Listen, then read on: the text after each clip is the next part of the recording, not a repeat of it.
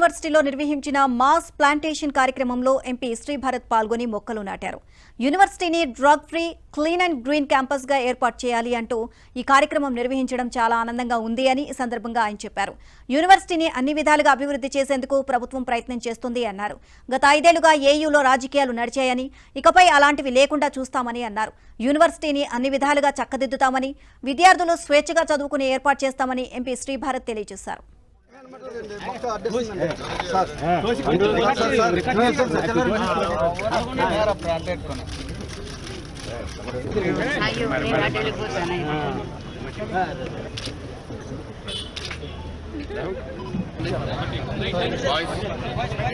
అదే ఇప్పుడు ఫోటో అదే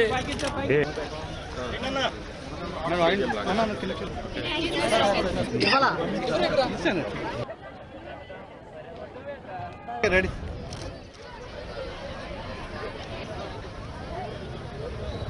ఏయూ ఎన్నో సమస్యల వల్ల రకరకాల ఇబ్బందులు ఫేస్ చేస్తుంది. ఏయూకి మళ్ళీ పూర్వవైభవం రావాలి అంటే దీని మీద చాలా దృష్టి పెట్టాల్సిన అవసరం ఉంది. మన రాష్ట్ర విద్యామంత్రి నారా లోకేష్ గారు కూడా దీని మీద చాలా సంకల్పంతో ఉన్నారు.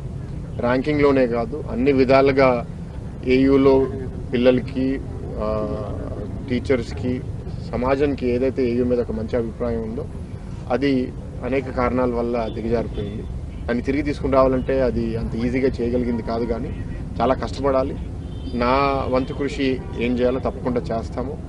ఇక్కడ అడ్మినిస్ట్రేషన్ను, అకాడమిక్ లీడర్షిప్, టీచింగు, స్టూడెంట్స్ అందరూ సక్రమంగా ఒక యూనివర్సిటీలో ఏం జరగాలి అవి సక్రమంగా జరిగేటట్టు చేసే విధానంగా నా ప్రోత్సాహం, సపోర్ట్ కూడా ఎప్పటికీ ఉంటుంది.